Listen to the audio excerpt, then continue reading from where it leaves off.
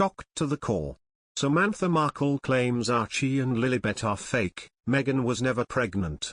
Samantha Markle, Meghan Markle's estranged half-sister, left a radio host in stunned silence after she questioned whether Archie and Lilbet even exist during an absurd live interview. She spoke on LBC Today, Friday, April 22, and at one point in her interview claimed logically, "Some people wonder whether they really exist in regards to the two young royal children." Host Nick Ferrari was rendered speechless by the outlandish remarks and quickly tried to hurry the conversation on, Express reports. Samantha said that Meghan's father, Thomas Markle, still has not met his grandchildren. She said, "Of course, he's sad as a grandfather, he wants to see the children. You want to see that your children are happy, your offspring." The sibling went on to criticize fake aggregate news that claimed she said, that the babies don't exist, this and that. "That's not what I said." But weirdly, she repeated the absurd conspiracy just moments later. Recently, Meghan Markle's estranged half-sister has accused Prince Harry of hypocrisy for claiming he wanted to protect the Queen after flying from LA to see her. The Duke of Sussex had claimed in an interview with a US broadcaster that one reason he flew to the UK last week to see his grandmother was because he wanted to make sure she's protected and got the right people around her.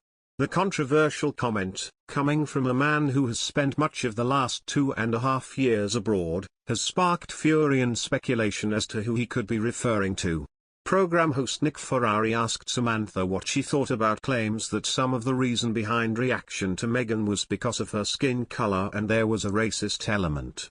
Samantha replied, "I think that came out, that was definitely PR that came out in defense of some of her actions that she was being called on because that only started when there was a lot of controversy about lavish spending and lies and things going wrong." Ferrari asked, "You don't buy it, Samantha?" Samantha said, "I don't buy it. I think when they were held to, being accountable for their own actions, suddenly the decoy was the race card. That's my opinion, that's the way I feel because only then was it brought up. It wasn't brought up when there was a $40 million wedding and a lovely choir and the Fab Four running around with wind blowing in my sister's hair and great pictures. It comes following reports that the royal family is wearied by the never-ending soap opera surrounding Prince Harry, but determined to put on a business-as-usual front as they marked the Queen's 96th birthday.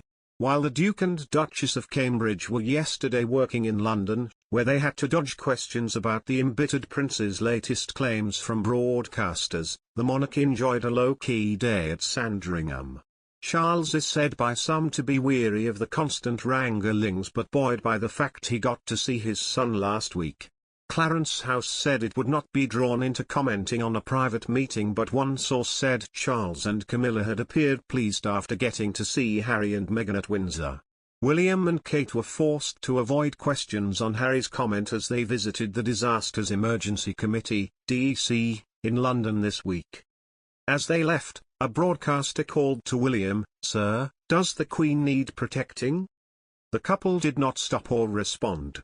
William is likely to be irritated at being put in that position as he and his wife were highlighting the generosity of the British people to the Debt Ukraine appeal, which has raised more than £300 million so far, more than